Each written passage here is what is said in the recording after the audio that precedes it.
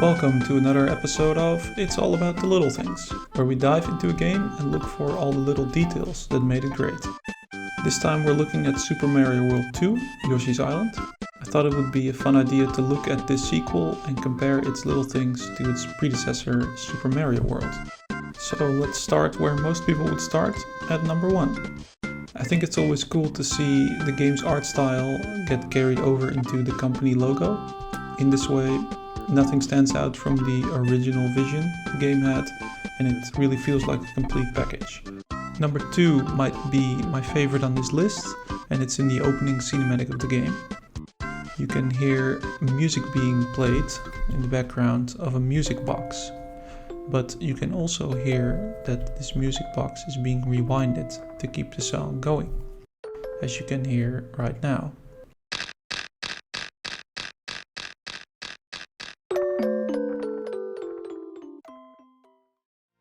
Number 3 is that empty files are eggs and used files are Yoshis. Looking at Super Mario World menu, it just kind of, nothing really that I can tell. Number 4 is the font and how it looks handwritten. I think it fits very well with the handcrafted aesthetic. The end score screen also has a handwritten font, and the tutorial pop-ups also have hand-drawn drawings. In contrast, the pop-ups in Super Mario World look like this. And what's this little red arrow? Is it a carryover from Super Mario World menu? Maybe. I don't know. Number 5 is this pop-up that you get the first time you get hit.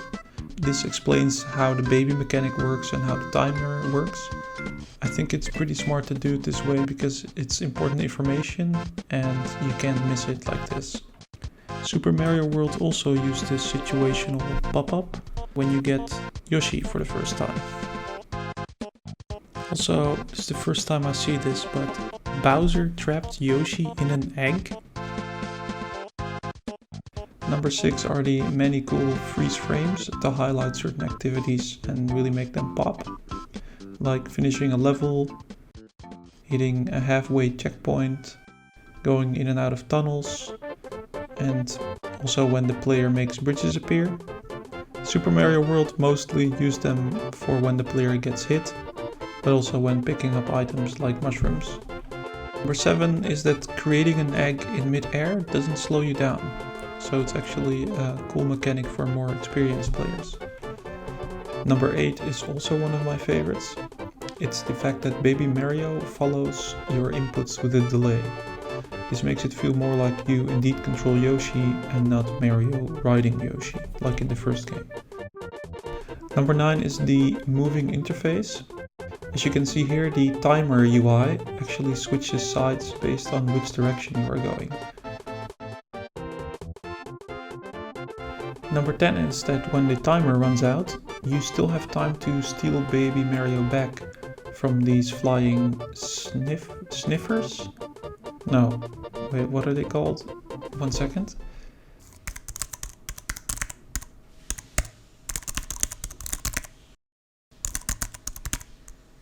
Toadies. They're called toadies. Well, anyway, I think it's a smart choice to still give the player a chance instead of just going game over as soon as the timer reaches 0. Number 11 is the entire game's camera system. Maybe a bit much, but I think you can probably make an entire video about the game's camera. But to show a small example, here you can see that on flat ground the camera only goes up when Yoshi lands on the platform higher than he was before. Keeping the camera relatively still makes gameplay like this much easier and feel steadier. Going down, the camera does stick to Yoshi or else you wouldn't see where you are going. Number 12 is that when you hit your head on a ceiling, it has a special animation frame for it. This is one of those things that Super Mario World didn't have, and I think it actually looks and feels great in the sequel. Number Number 13 is, well, insanely small, but someone all those years ago spent time on it, so might as well mention it. In the scratch and match minigame there are different scratch patterns. Don't think it adds that much, but maybe it's a tiny bit more exciting.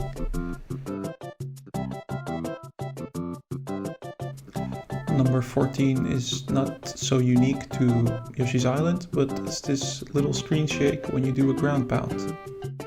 Super Mario World also understood the importance of screen shake in this example, for example. Number 15 is the idle animation, because Yoshi's Island has one and Super Mario World does not. Or does it? Nah, it doesn't. Or does it though? No, it doesn't. Number 16 are the many small interactions the player has with the world and the enemies. I think this creates a world that's fun to explore and to try different things in. A small example is the box giving in a little when Yoshi stands on it. More complex examples are this guy that explodes after a tiny bit and actually also creates a shockwave that pushes other enemies away.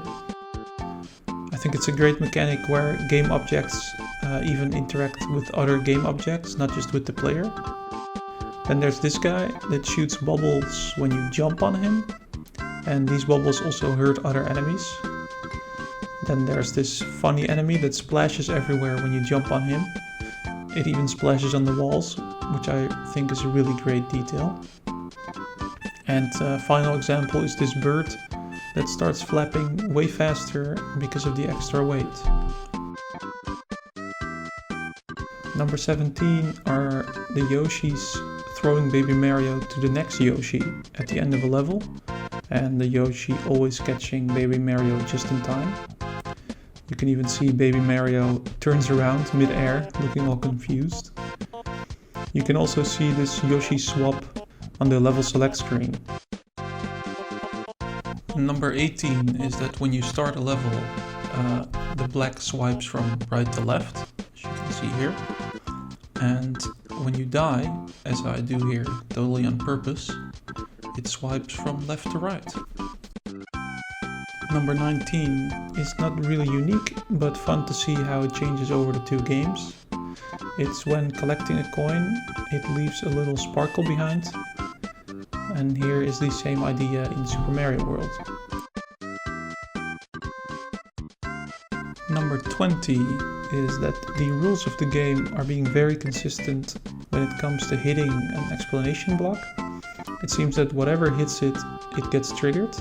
So you can headbutt it, you can hit it with an egg, you can hit it with melon seeds, and even enemies can trigger it.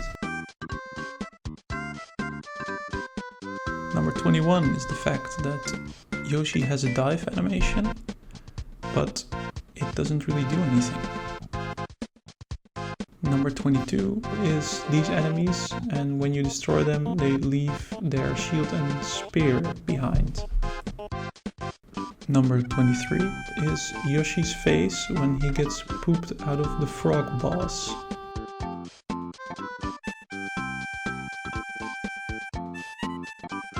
Number 24 are the very nice door open and close animations.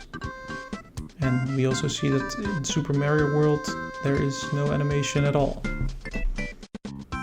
And then for the last one, ending on something maybe a little obvious, but many sound effects in Yoshi's Island are actually being reused and repurposed.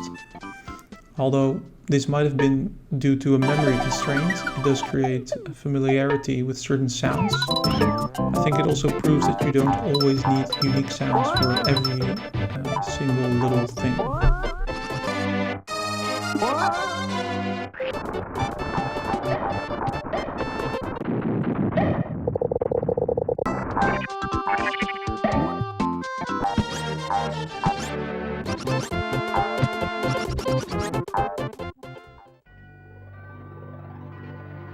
That was it for this video.